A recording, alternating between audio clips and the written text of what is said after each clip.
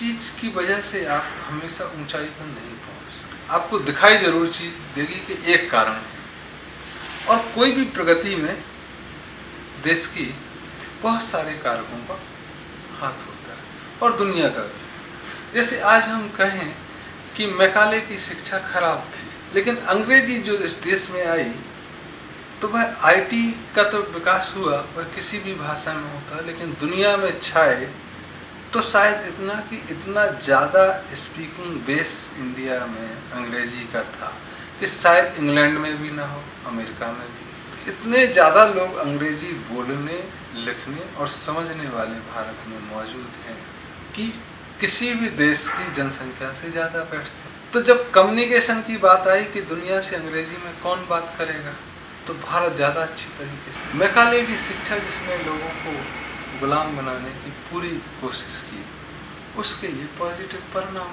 दूसरा, जहाँ भी सूरज की गर्मी ज़्यादा रहती है, वह चाहे भारत हो, ब्राज़ील हो या अमेरिका का, वहाँ पे विश्लेषण क्षमता ज़्यादा हो जाती है, फर्टिलिटी ज़्यादा होती है, और टेक्निकल एंड एनालिटिकल एबिलिटी भी उस मुल्क में ज़्यादा होती है। तो उसकी वजह से जो कंप्यूटर में काम आप लाए हैं वह भारत में ज़्यादा है। ब्राज़ील में भी हो सकता था, मैक्सिको में भी हो सकता था, लेकिन यहाँ पे चूँकि अंग्रेजी का बेस ज़्यादा था। तीसरी चीज़, भारत में 1860 के दशक में भी दुनिया में अगर पढ़े लिखों की बात करें तो इंग्लैंड से ज़्यादा थे। तो पढ़े लिखों की संख्या भारत में बहुत रही, ये चीज़ें समझ सके।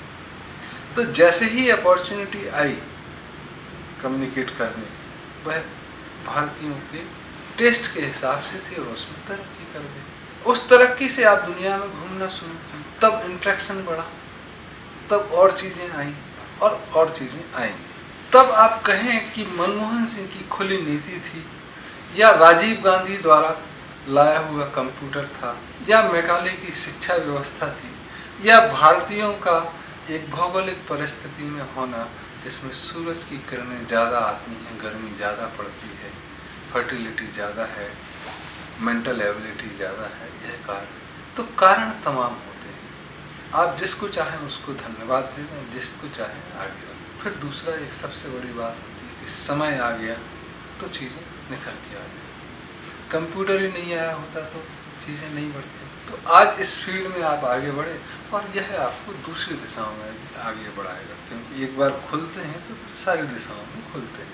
तो हम उनको धन्यवाद दें जिन्होंने कंप्यूटर पैदा किया, उनको धन्यवाद दें जो अपने देश में महंगे कामगार होने के कारण भारत की ओर अग्रसर हुए, या उनको धन्यवाद दें जो जहाँ सस्ता मिले वहाँ पहुँच जाए, और लूटने खसूटने की जिनकी आदत रहती कि भारत आसानी से बेवकूफ़ बन जाएगा, इसको लूट लो, सस्ते में लेबर ले लो, तो आईटी का काम यहाँ दिया, आउटसोर्सिंग का, बजाय फिलीपींस और दूसरे देशों के। कारण तमाम हो सकते हैं। हम उनको भी धन्यवाद दे सकते हैं जो हमको लूटने आए थे, और हम उनको भी धन्यवाद दे सकते हैं जो सहयोग कर रहे। लेकिन कुल मिला के बात इतनी है कि एक दिशा में आगे बढ़ पड़े हैं, तो हमारा ये कर्तव्य बनता है कि हम जो ज्ञान हमको अर्जित है वो हम सीमित न रखें, उसको पूरे समर्पण के साथ दुनिया में फैलाएं।